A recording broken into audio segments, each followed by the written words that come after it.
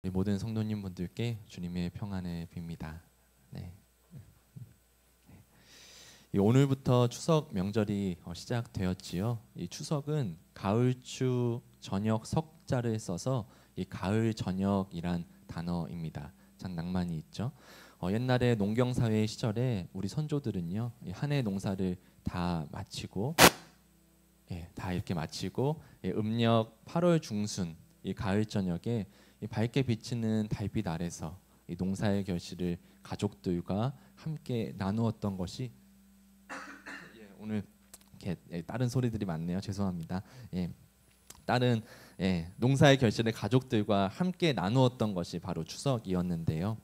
그래서 지금도 이 음력 8월 15일을 기준으로 이 추석 날짜를 정하기 때문에 해마다 날짜가 달라집니다. 이 보통 9월 중순에서 10월 초 사이에 추석이 있죠.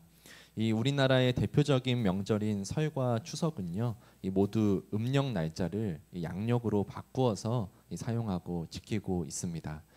그냥 이 양력 날짜 중에 어느 날을 정하여서 이렇게 계속 지키면 편할 것 같지만요, 굳이 음력 날짜를 양력으로 바꿔서 지키는 이유는요, 이 그 음력 날짜 자체가 중요하다기보다는 그 시간 속에 담긴 우리 민족의 정신과 의미를 지키기 위함일 것입니다.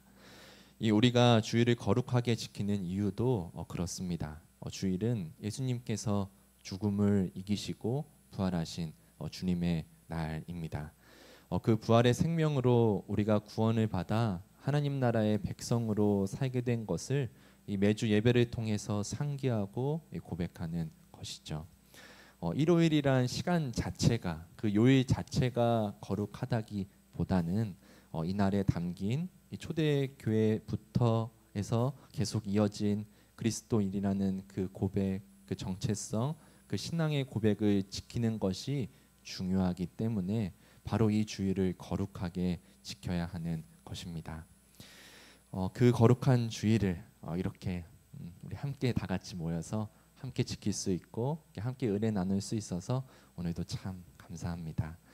매주일 죽음을 이기시고 부활하신 우리 주님을 함께 기억하고 고백하며 또 우리 개인의 삶에서 또 우리 공동체로서 하나님의 뜻을 함께 이뤄가는 우리 교회 되기를 소원합니다.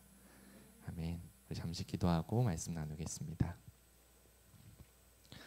주님, 이제 주님의 말씀을 나누고자 합니다. 주님의 참 복음의 진리를 바르게 잘 전할 수 있도록, 잘 들을 수 있도록 성령 하나님께서 이 자리 가운데 우리 마음 가운데 역사하여 주시옵소서. 예수님의 이름으로 기도드립니다. 아멘.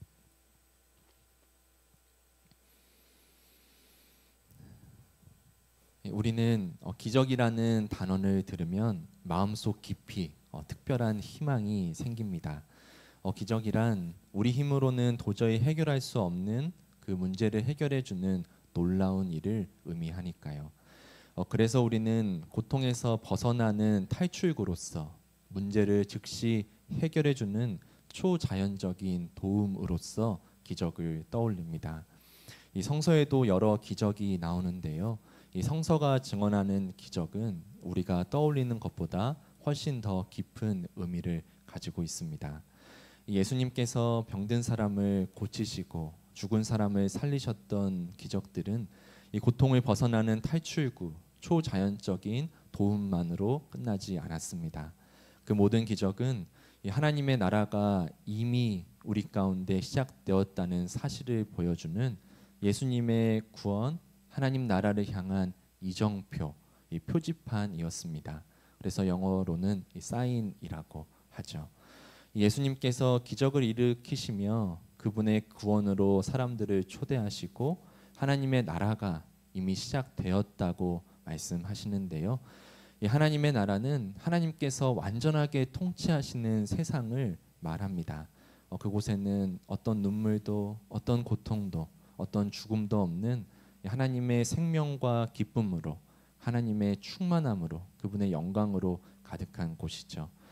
그래서 예수님께서 보여주신 기적들은요, 이 미래에 올 하나님의 나라를 미리 보여주시는 것이고요. 그것은 그분의 나라가 확실히 온다는 보증이 또한 되고요. 그리고 주님은 그것을 통해 아직 완전하지는 않지만 부분적으로 이 그분의 나라를 사람들이 경험하게끔 하신 것입니다. 이 우리가 별내동으로 멀리서부터 운전을 하고 온다고 생각을 하면요, 그 길에 표지판이 있다고 한번 상상해 보시죠. 뭐 별내동까지 뭐 50km라고 그렇다면 그 표지판 자체가 별내동은 아니잖아요. 그러나 그 표지판을 보았을 때 우리가 이 기간을 지나가면 별내동에 도착하는 것이구나라는 것을 우리가 알게 되고요. 또 그 길로 계속 그 표지판을 통해서 우리가 계속 그 길을 따라가면 별내동에 도착하겠구나라는 확신 또한 얻게 됩니다. 하나님의 기적이란 바로 그런 것이죠. 곧 기적은 예수님의 구원을 향한 목적지로 궁극적으로 하나님 나라를 향한 목적지로 우리를 인도하는 이 표지판입니다. 이 우리 삶 속에 우리가 기대하는 그런 드라마틱한 기적을 경험하지 못했다 할지라도 이 우리가 예수님의 구원을 향해 걸어가고요, 하나님 나라를 향해 걸어가고 있다면 우리는 이미 기적의 시간을 살아가고 있는 것입니다. 이 마찬가지로 우리가 다른 이들에게 이 한순간에 모든 고통을 없애주는 그런 초자연적인 하나님의 기적을 일으키지 못할지라도 우리가 그들을 주님께로 이끌고 그들을 하나님 나라를 향해 걸어가게 한다면요, 이 바로 그것이 하나님의 기적이자 우리 삶을 통해 하나님의 기적이 이루어지고 있는 것입니다. 오늘 본문에서도 이 고통에서 벗어나게 해주는 이 초자연적인 하나님의 기적이 등장하는데요. 그 하나님의 기적 속에서도 또 하나의 진정한 하나님의 기적을 이뤄가는 이 바울 사도의 이야기입니다. 이 하나님의 기적이란 무엇인지, 우리가 하나님의 기적을 소망하면서도 진정 하나님의 기적을 이뤄가는 삶을 살아가고 있는지 되돌아보고 나누고자 합니다. 오늘 말씀 본문은 지난 주일 본문에 바로 이어지는 말씀인데요. 이 앞서 우리는 복음을 접한 두 여인, 이 루디아와 귀신 들린 여종의 이야기를 나누었습니다. 이 바울과 실라가 귀신 들린 여종을 자유케 하자 여종들의 주인들은 이 자신들의 돈벌이 수단이 끊긴 것에 분개했죠. 그래서 그들은 이 바울과 실라를 광장으로 끌고 가서 이 거짓으로 그들을 고발하였습니다. 이 빌립보는 로마 본토처럼 이 로마법이 적용되는 식민지 도시였는데요. 이 로마 제국은 기본적으로 다른 민족, 본인들이 정복한 다른 나라, 다른 민족의 종교를 허용했습니다. 그러나 이 로마 제국의 질서나 전통을 위협한다고 판단이 되면 이를 엄격하게 금지했지요. 이 여종의 주인들은 이 점을 알고 있었던 것입니다. 그래서 이 바울과 실라를 두고 로마 시민으로서 받아들일 수 없는 부당한 풍속을 전한다고 이 로마 사회 질서를 어지럽히는 그런 불법적인 나쁜 종교를 전한다고 이 거짓으로 고발한 것이죠. 바울과 실라가 전한 복음의 내용은 이 로마 사회를 어지럽히는 그런 불법적인 풍속이나 종교가 당연히 아니었죠. 그들은 자신들의 돈벌이 수단이 끊긴 것에 분해서 경제적 손실에 화가 나서 이 사람들을 거짓으로 선동하고 고발한 것입니다.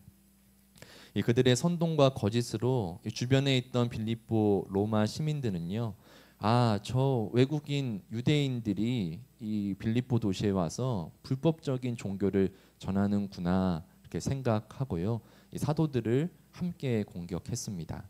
그런 폭력적인 사태에 이 빌립보 치안관들이 관여를 하는데요. 이 세 번역에서는 치안관이라고 이렇게 번역을 해서 나와 있어서 이렇게 이 단어를 보면 말 그대로 마치 이렇게 동네나 그런 도시를 지키는 순찰하는 안보를 지키는 그런 경찰관 정도로 좀 생각이 드는데요. 이 사실은 그것보다 훨씬 더 높은 지위에 있는 사람들입니다. 이들은 빌립보에서 이 최고의 사법 및 행정 권한을 가진 이 고위 재판관들입니다. 이 복수로 재판관들이라고 번역한 것은 이 단어 자체가 이 두 명이 가지고 있는 직책을 말해서인데요. 막 재판관들이 막 수십 명이 떼거지로 왔다 이런 거보다는 원래 단어가 그 도시의 가장 높은 위치에 있는 고위 재판관들 두 명을 의미하는 단어라서 이 재판관들, 이 시험관들이라고 저렇게 번역해 놓은 것입니다. 그래서 다른 성경 번역본을 읽어 보시면요, 이 높은 상관들, 재판관들이라고 번역되어 있습니다. 이 고위 재판관들은 군중의 폭력적인 사태를 진정시키고 이 일을 빠르게 마무리시키려고 이 정식 재판 절차를 생략하고 이 불법적으로 바울과 실라를 처벌합니다. 그들은 바울과 실라의 옷을 찢어서 벗기고 이 매질을 명령했습니다. 우리나라에서도 옛날에 사람 이렇게 엉덩이를 이렇게 주걱같이 큰 나무떼기로 때리는 그런 태장이 있었잖아요. 이 옷을 벗긴다는 것은 이 수치심과 굴욕감을 주는 의미도 있지만요. 이 맨살에 매를 맞으면 더 아프잖아요. 그래서 그 고통을 극대화시키기 위해서 강제로 바울과 실라의 옷을 벗긴 것입니다. 로마 제국은 이 사람 등에다가 매질을 했다고 하는데요. 이 나뭇가지를 묶어서 몽둥이를 만들고 횟수 제한이 없이 때렸다고 합니다. 그래서 본문을 보셔도 이 고위 재판관들의 명령을 듣고 부하들이 매질을 몇 번 했다가 아니라 많이 했다라고 나옵니다. 그런데 로마 시민을 정식 재판 없이 매질하고 투옥시키는 것은요, 이 명백한 불법이었습니다. 이 보기에는 바울과 실라는 이 외국인 유대인이니까 당연히 로마 시민 그 권한이 로마 시민권이 없는 로마 시민이 아니라고 생각했던 것이죠. 이 로마 본토처럼 여겨지는 빌립보에 살더라도 이 로마 시민권이 없는 사람들은 그 로마법 안에 살지만 그 로마법의 적용이나 보호를 받을 수 없었던 것이죠. 이 반대로 로마 시민권이 있으면 이 로마 제국 어디서나 이 로마법에 의해서 보호를 받았습니다. 그래서 이 로마 시민을 정식 재판 없이는 이 절대로 처벌할 수 없었지요. 지금으로 치면은 뭐 미국 국민이 어느 나라를 가서 이렇게 범죄를 저질러도 그 나라에서 함부로 재판하거나 처벌하지 못하거든요. 마치 그런 셈이죠.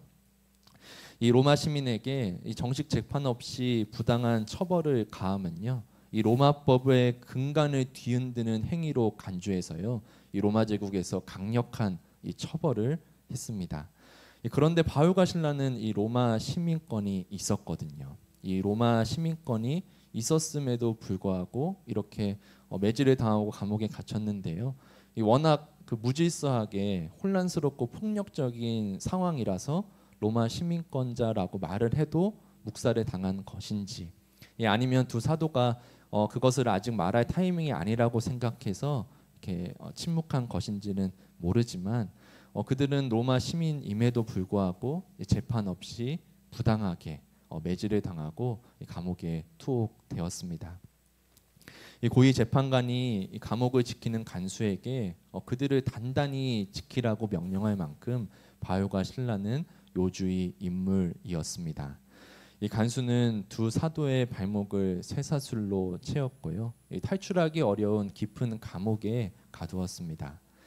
그렇게 감옥에 갇힌 사도들의 하루가 저물어 갈 때쯤 그들은 하나님께 기도하면서 하나님을 찬양하기 시작했습니다. 그리고 그 소리를 주변의 제수들도 듣고 있었지요. 그런데 바로 그 순간 정말 드라마틱한 하나님의 기적이 일어났는데요. 그 기적을 본문 26절에서는 이렇게 증언하고 있습니다. 본문 26절의 말씀을 제가 읽겠습니다. 그때 갑자기 큰 지진이 일어나서 감옥의 터전이 흔들렸다. 그리고 곧 문이 모두 열리고 모든 죄수의 수갑이며 착고가 풀렸다. 이 감옥의 고통에서 탈출할 수 있는 기회가 이 초자연적인 도움의 그런 하나님의 기적이 일어난 것입니다. 그런데 잠에서 깬 간수도 그 기적의 현장에 있었습니다. 이 간수는 이 옥문들이 모두 열린 것을 보고 이 모든 죄수들이 도망친 줄로 생각하고 이 자기 검을 꺼내서 자결하려고 했습니다. 이 당시 로마법에 따르면요, 이 간수는 자신이 맡은 죄수를 잃어버리면 그 죄수가 유죄 판결을 받았을 때 받게 될 형벌을 대신 받아야만 했습니다. 그리고 이 간수의 관리 소홀의 경중에 따라서 잃어버린 죄수의 중요도에 따라서 이 사형에 처해지기도 했습니다. 이 사형은요, 이 참수형이 아니고 이 십자가형을 당하거나 이 맹수의 먹이가 되는 잔혹한 방식으로 집행되는 경우가 많았습니다. 그런데 빌립보에는 말씀드렸다시피 이 로마법이 엄격하게 적용되는 곳이잖아요. 그리고 빌립보의 고위 재판관들이 단단히 지키라고 한 죄수들도 있었잖아요. 그런데 이 죄수들이 도망갔다고 생각을 하니 이 간수 입장에서는 그렇게 수치스럽고 힘든 정말 잔혹한 형벌로서 사형을 당할 바에야 그냥 스스로 검으로 자결하는 게 낫겠다 생각이 들어서 그런 행동을 한 것이죠. 그렇게 간수가 자결하려는 긴박한 순간에 이 바울 사도는 큰 소리로 외칩니다. 그대는 스스로 몸을 해치지 마시오. 우리가 모두 그대로 있어. 이 감옥의 모든 문이 열리고 모든 쇠사슬이 풀리는 하나님의 기적 속에서 그들은 얼마든지 열린 문으로 나갈 수 있었습니다. 이 두 사도는 로마 시민권자이기도 하니 이렇게 부당하게 갇혔으니까 하나님께서 탈출의 기회를 기적적으로 주시는구나라고 생각할 수도 있었겠죠. 그런데 바울 사도는 나가지 않았고 우리 모두 그대로 있다고 소리쳐서 자결하려는 간수를 멈추게 했습니다. 이 바울 사도가 하나님의 기적을 단지 하나님의 기적으로만 생각했다면 그 옥문이 열린 밤 자결하려는 간수를 바라볼 수 없었을 것입니다. 진정 하나님의 기적이란 죽음에서 생명으로 한 영혼을 하나님께로 이끄는 것임을 이 바울 사도는 알고 있었던 것이죠. 제가 설교 도중에 물을 절대로 안 먹는데요. 오늘 처음 마시겠습니다.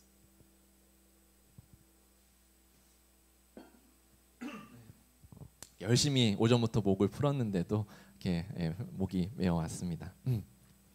이 바울 사도는 그런 진정한 하나님의 기적을 알고 있었던 것이죠. 그런데 이 바울과 실라는 그런 하나님의 기적을 알고 있어서 이 감옥에서 나가지 않았다고 하더라도요. 다른 죄수들은 왜 바로 도망가지 않았을까요?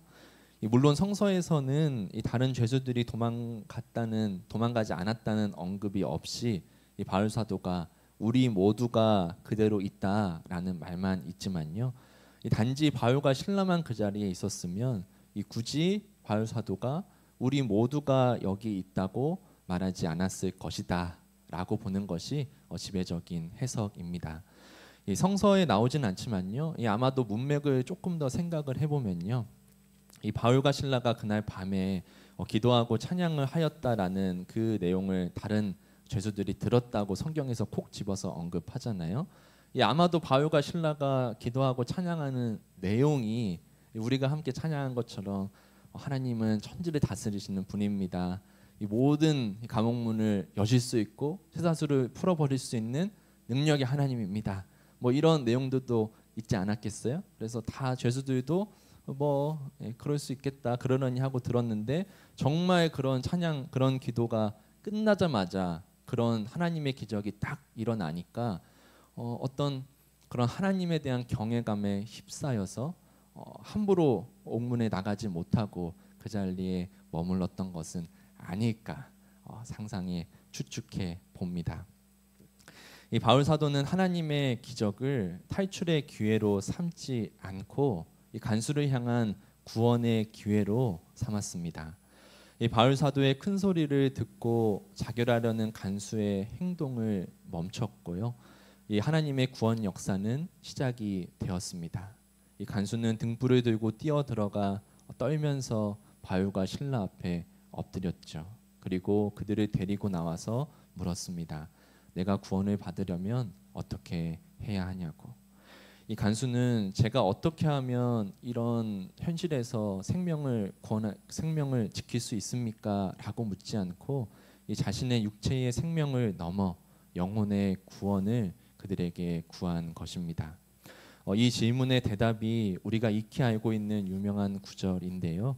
29절부터 31절의 말씀입니다. 우리 이 말씀은 함께 읽어보기 원합니다. 우리 함께 읽겠습니다.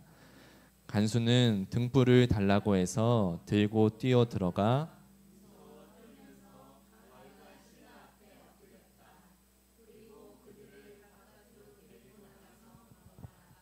두 분 사도님, 내가 어떻게 해야 구원을 얻을 수 있습니까? 그들이 대답하였다. 주 예수를 믿으시오. 그리하면 그대와 그대의 집안이 구원을 얻을 것입니다. 아멘. 이 간수는 사도들을 집으로 데려왔고 이 사도들은 간수와 간수의 모든 가족에게 복음의 말씀을 전하였습니다. 그리고 간수와 모든 가족은 그 자리에서 사도들에게 세례를 받았죠. 이 죽음을 이기시고 부활하신 주님 안에서 새로운 생명으로 새로운 삶을 시작한 것입니다. 그리고 간수는 이 모진 고초를 당한 사도들의 상처를 씻어주고요, 식사를 대접하고요, 하나님을 믿게 된 것을 온 가족과 함께 기뻐하였습니다. 이 사도들을 깊은 감옥에 가두고 쇠사슬을 채우던 간수가 이제는 사도들을 치유하고 섬기는, 또 하나님의 구원을 함께 기뻐하는 사람이 된 것이죠. 하나님의 기적으로 옥문이 열린 밤, 사도들을 통해 또 한 번의 진정한 하나님의 기적이 간수의 집에서 이루어진 것입니다. 그렇게 하나님의 선교는 이 빌립보의 루디아 여사장님과 이 귀신 들린 여종에게서부터 로마 제국의 보안을 담당하는 공무원, 이 감옥을 지키는 간수에게까지 다양한 배경과 출신의 사람들에게 확장되어 갑니다. 이 매질을 당하고 감옥에 갇힌 밤, 바울과 실라가 하나님께 올려드린 기도와 찬송은 감옥 문을 열어주시는 하나님의 기적만이 아니라 이 과정을 통해서도 이곳을 향한 구원의 문을 열어주시는 하나님의 기적, 하나님의 구원하심, 하나님의 그 신실하신 사랑의 고백이 아니었을까 생각해 봅니다.